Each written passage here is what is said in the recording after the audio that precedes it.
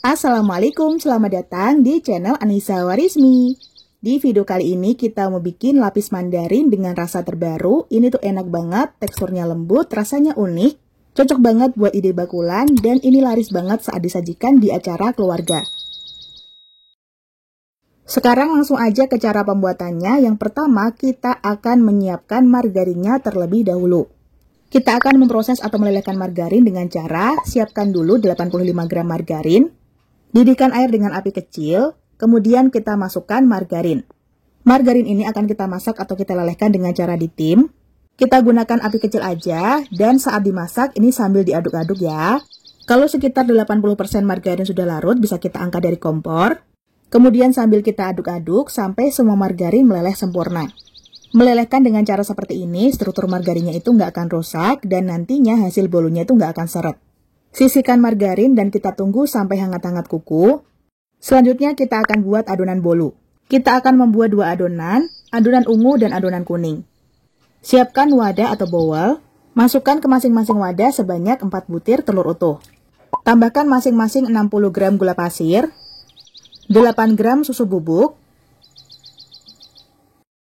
8 gram tepung maizena, tambahkan 15 gram bubuk taro untuk adonan berwarna ungu, dan setengah sendok teh pewarna kuning telur untuk adonan berwarna kuning. Tambahkan masing-masing 50 gram tepung terigu protein sedang, setengah sendok teh perisa taro untuk adonan berwarna ungu, dan setengah sendok teh perisa vanila untuk adonan berwarna kuning. Dan terakhir, masing-masing tambahkan dengan 8 gram SP.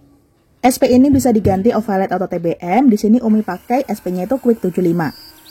Mixer masing-masing adonan dengan kecepatan tinggi selama kurang lebih 7-8 menit atau sampai teksturnya menjadi kental dan berjejak. Setelah kira-kira 3 menitan di mixer, kita hentikan dulu proses pemixerannya dan kita rapikan bagian samping-samping wadah supaya bisa terjangkau oleh mixer. Lanjut kita mixer kembali sampai mengembang, kental, berjejak, dan warnanya sedikit pucat. Dan setelah total di mixer dengan kecepatan tinggi selama kurang lebih 8 menit, ini udah mulai kental, berjejak, dan warnanya juga sedikit pucat. Nah, ini udah bagus ya, adonannya bisa kita hentikan proses pemixerannya. Konsistensi adonannya kental dan berjejak. Aduk dengan spatula untuk memastikan semua bahannya udah rata. Nah, kalau udah dipastikan rata seperti ini, selanjutnya kita akan menambahkan margarin yang sudah kita lelehkan sebelumnya. Kondisi margarinnya udah hangat-hangat kuku ya. Kita masukkan perlahan-lahan sambil kita aduk balik dengan spatula. Pengadukan baliknya bisa diperhatikan dan pastikan margarinnya harus benar-benar tercampur rata dengan adonan supaya hasil bolunya nggak bantet. Pastikan juga sampai ke dasar adonan, dan kalau udah benar-benar rata, ini bisa kita tuang ke loyang. Untuk loyangnya, Umi pakai loyang persegi ukuran 20 x 20 x 4 cm, di mana bagian alasnya sudah Umi oles margarin tipis-tipis, kemudian dialasi pakai baking paper. Di bagian samping-samping loyang tidak Umi oles pakai margarin supaya nanti hasilnya tidak berkulit. Jadi yang dialasin hanya alasnya aja supaya baking papernya bisa menempel. Nah, kalau semua adonan sudah kita tuang ke dalam masing-masing loyang, bisa kita hentak-hentakkan beberapa kali. Kemudian ratakan dengan tusuk lidi supaya pori-porinya lebih kecil-kecil dan halus. Ini adonan sudah jadi dan siap untuk dipanggang. Pastikan oven sudah dipanaskan dulu selama kurang lebih 5-10 menit supaya suhu dalam oven stabil. Lanjut kita panggang adonan dengan suhu sekitar 180-190 derajat Celcius selama kurang lebih 20-25 menit atau sampai matang. Di sini aku pakai api atas bawah dan posisi blower atau kipasnya dimatikan.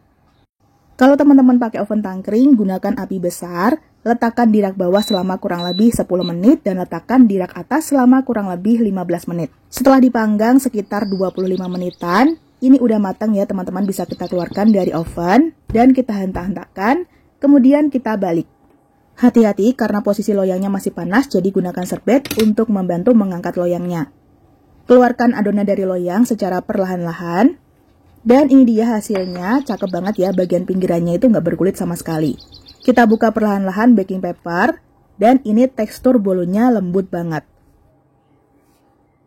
Kalau kedua bolunya udah matang seperti ini, bisa kita sisihkan dulu dan kita tunggu sampai benar-benar dingin. Dan kalau udah dingin, bisa kita oles. Di sini olesannya Umi pakai buttercream, atau teman-teman bisa ganti pakai selai coklat, selai stroberi, atau selai blueberry, sesuai selera aja. Ratakan buttercream pakai spatula. Dan kalau udah cukup rata, bisa kita letakkan bolu berwarna ungu atau bolu taro di atasnya. Usahakan saat meletakkan bolu harus pas ya, karena kalau nggak pas nanti bakalan susah untuk digeser. Kalau diperhatikan, ini permukaannya kurang rata ya, dan aku ada sedikit tips untuk meratakan permukaannya dengan cara kita tekan-tekan seperti ini. Nah, ini jadinya kelihatan lebih rata permukaannya.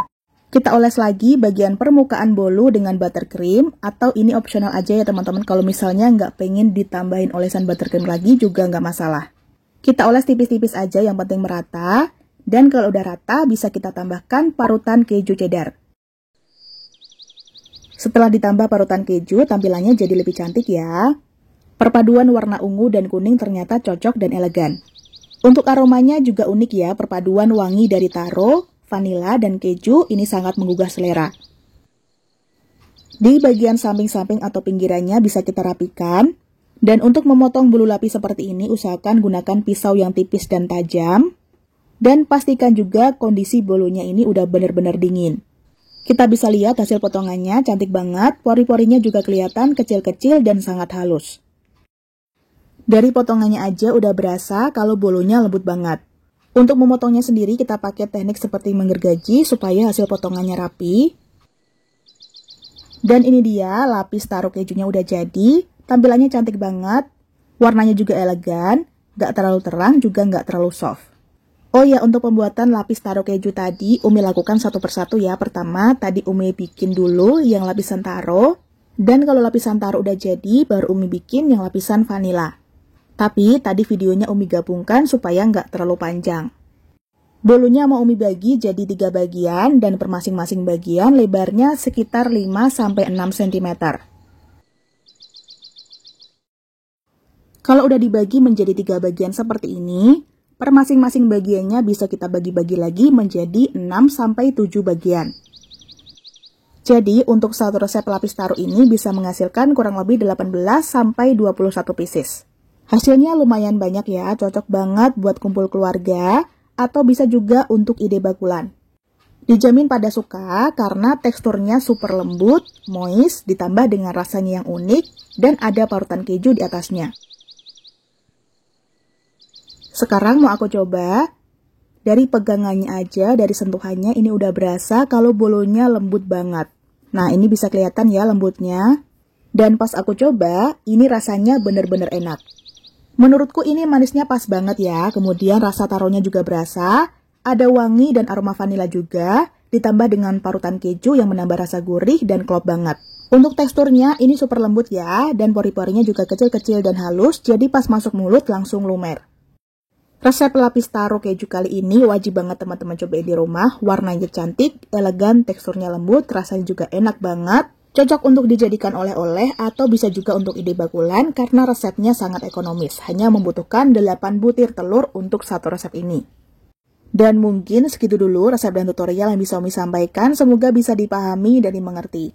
Terima kasih udah nonton videonya. Wassalamualaikum, semoga bermanfaat. Sampai jumpa di video selanjutnya. Selalu sajikan masakan yang enak dan sehat untuk keluarga tercinta. Selamat mencoba di rumah.